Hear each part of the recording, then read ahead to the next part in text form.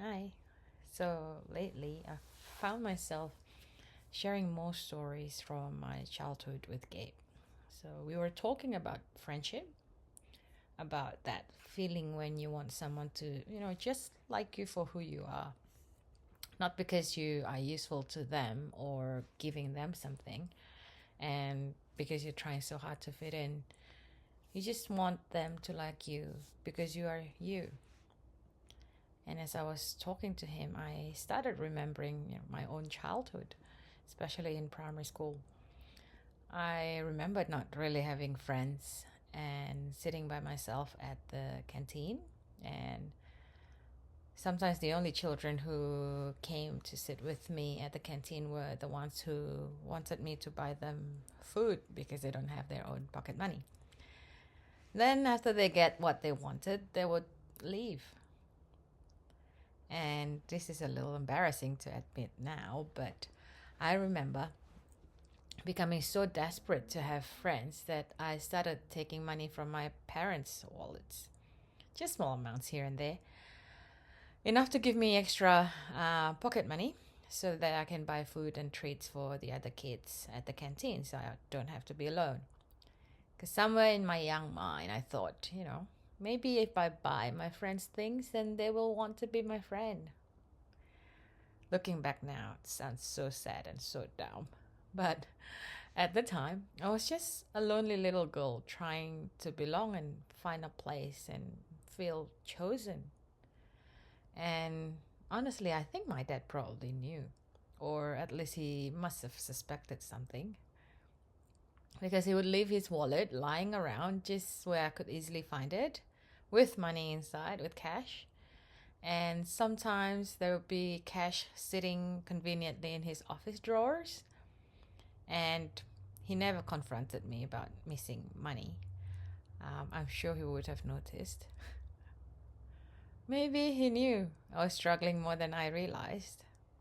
Maybe he saw the loneliness I was trying so hard to hide. I don't know. But I also remember how much I disliked team sports.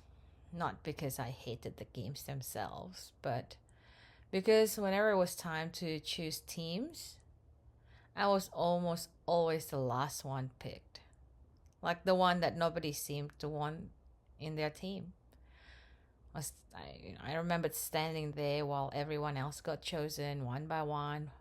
I'm there waiting, hoping that I'm next, trying not to look bothered or trying to look, not to let anyone see how much that, it hurts inside. I still remember that feeling, feeling unwanted, overlooked, left out. Feeling like everyone else belonged and wanted somewhere except me, but still forcing a smile, pretending I was okay, trying not to look lonely or hurting inside. I also remember very often sitting at the very back of the classroom, watching everyone else talking, laughing, chatting before class, after class, in between classes. And I'll just sit quietly at my desk, not included, not chosen. And sometimes I wonder if anyone see me at all. And when you experience that as a child, sometimes you start making decisions without realizing it. Unconsciously, you start thinking, maybe I need to be useful so that people will keep me around. Maybe I need to give people something more before they will like me. Maybe I just need to be nice all the time. Don't be too loud, don't show too much of myself. And maybe if I'm good enough, helpful enough, easy enough, people will like me and want to be my friend. And slowly, survival becomes the familiar thing without me realizing. So familiar that over the years, I make the mistake to recognize that as my personality. I'm not saying this to blame anyone. I'm not saying this so that we can stay stuck in the past. But I do think sometimes we need to be honest about the patterns we picked up along the way through childhood, our experiences, because we cannot change what we refuse to recognize in ourselves. We need to acknowledge, we need to pick it up. For many of us, the way we survive made sense at the time. And maybe, like me, being quiet helped me avoid rejection. And being responsible make me feel like I was needed. And being agreeable maybe helped me to avoid conflict that I hated. And make me feel safer. And I want to honor that each one of us have experiences like that. Because maybe that little child was just trying their best. Little Lena was just trying to survive, trying to be loved, to belong and not be left out. But what helped me survive may not be, and I'm sure is not, what helps me grow now. That is the part that I'm learning now.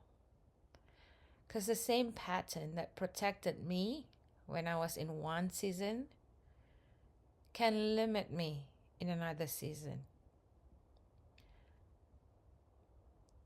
Maybe it's stopping me from speaking the truth. People pleasing may have helped me feel accepted before, but now it's stopping me from having healthy boundaries.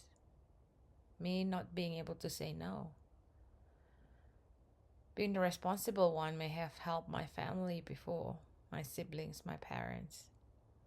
But now, might leave me exhausted if I don't have nice boundaries, healthy boundaries. And honestly, I catch myself doing it so often.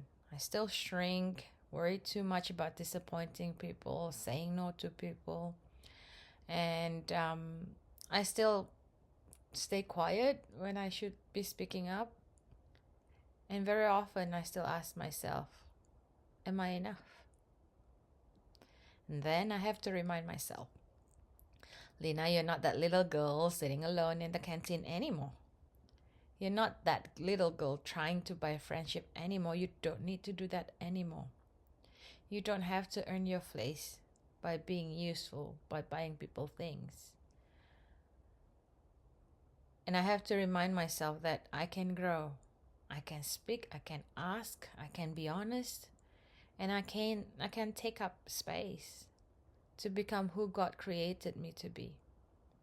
I think that is part of generational impact too, because our children, my boys, don't only inherit our money. They mostly will inherit our emotional patterns from the parents. The way we as parents handle rejections, the way we speak to ourselves, the way we respond to conflict, how we apologize, and how we let other people have a voice too. The way we show our children that they're loved, not because they perform, but because they're precious in themselves, that will make a huge difference too. So when I say we were never meant to stay small, I don't mean we all need to become loud, be public speaker or anything like that. I don't mean that we become selfish or stop honoring others, no. I mean we were never meant to live trapped forever in fear, shame, silence, or survival. Maybe, yes, survival protected us for a season, but survival was never meant to become our whole life. Functioning is not the same as flourishing. This pattern might have come to me, but it does not have to continue through me. It can stop with me. And to do that requires courage. That is leadership too, and legacy. And that is what generational impact is. So if you are like me, have been living in survival mode for a very long time, I want to say this gently to you. Thank your survival skills for getting you here. But don't let your survival be your whole story. You were never meant to stay small. Be blessed, and I'll see you in the next video.